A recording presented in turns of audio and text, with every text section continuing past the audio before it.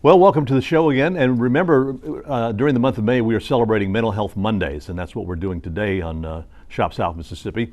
And we're just going to be talking about a very delicate subject today with Joan Hampton. She is the CEO and licensed professional counselor with Oasis Mental Wellness. Good morning. Good morning. Good to have you back. I mean, it's been a while. It's been a while. But this morning we're going to talk about suicide. And I know this is a very delicate subject to talk about. But I mean, suicide mental health disorders have really surpassed physical conditions. Yes, have they? They have.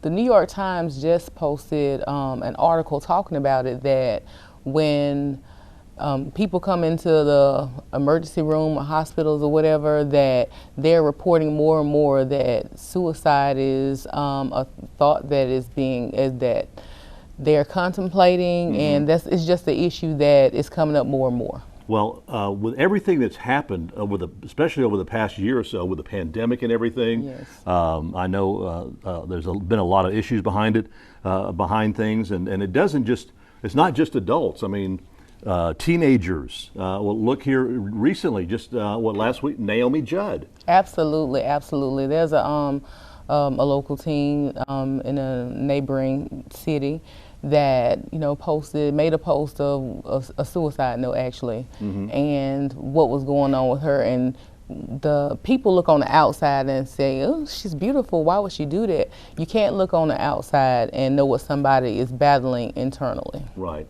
Right. So. And then again with Naomi, I mean, she had some mental issues for a while. Quite She'd been some time. struggling with them. I had the pleasure of meeting the lovely lady back a long time ago, 1980, at a concert here in the Coast Coliseum. Her and when she and her daughter were together as a judge, they were opening for Conway Twitty. Sweetest ladies can be. But you see, as you said, you see people. They look normal, but they are struggling with issues inside. Absolutely. You never would have known. I mean, it was news to me when I saw it come across social media that is something that she was battling with. And people always say, check on your strong friends. This is one of the reasons why, because your strong friends put on that mask, that face, so you never know what's going on with them inwardly. You would not have known that she had that struggle until this happened. Well, I was reading this fact that you had sent to me that Centers for Disease Control, the CDC, found 54% of people who died by suicide were not known to have mental illness problems. No, they did not. And it's because, people are battling with things on their own. They're so afraid to say, hey, I have help, I need help, I'm having these thoughts, because they think that they're going to be thrown in inpatient. And that's not always the case. And I think there's just like some negativity surrounding around that. Inpatient hospitalization is not negative. That is a place to go and get you the help that you need on your journey to overall mental wellness. And therapists don't just automatically throw you inpatient. Like, there's a certain criteria that you have to meet, but the goal is prevention. And we try to prevent it to escalate up to that level. So at Oasis Mental Wellness, what is the criteria if somebody wants to come in and talk to you, set up an appointment or something?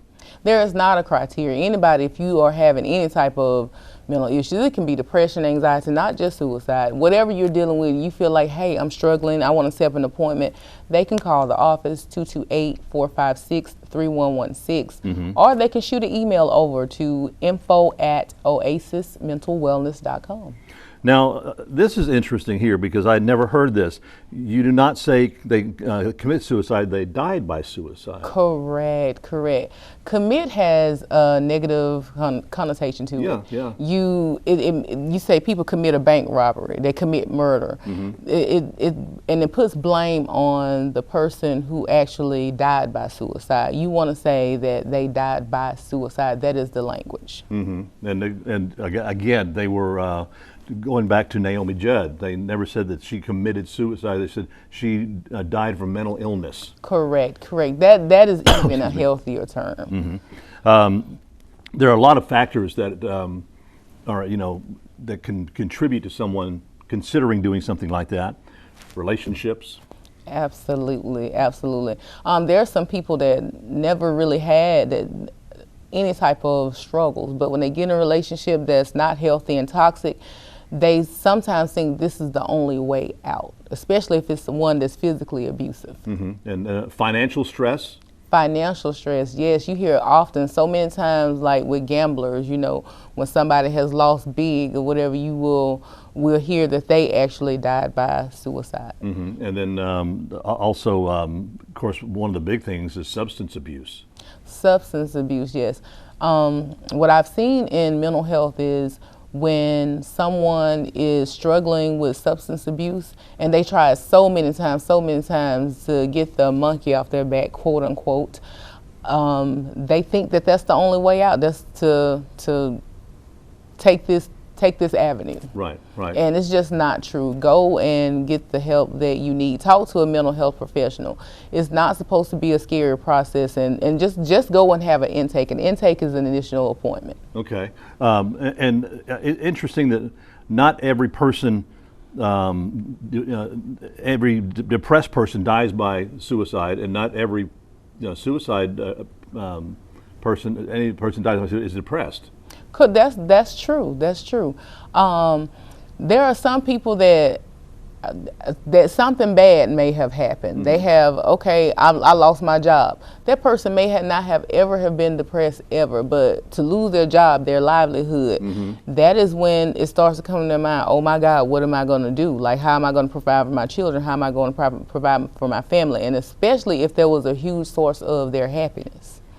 Now, according to the National Institute of Mental Health, some of the conversations that are had by those thinking about suicide are they're wanting to die. They have great guilt or shame that's eating at them, and they may not even look like it. They may be just happy-go-lucky on the outside, but as you said, on the inside, it's just eating them alive. Absolutely, those are some things though that you want to pay attention to when. That conversation is, you know, oh, I just feel bad. It's just, I just feel like I just want to die. Like, or when a person talks about guilt or shame, they'll say things. Sometimes every now and then they'll drop some nuggets that make you kind of like pause for concern. And if you see that amongst somebody, you don't have to be a mental health professional. Encourage that person to go and get some help. Okay, we've got about 30 seconds left, so if they want to reach out to y'all again, the number's on your screen, and then also they can email you to set up an appointment. Your office is located on Beauvoir. Correct. In Biloxi. Correct. Yeah, 249 Beauvoir.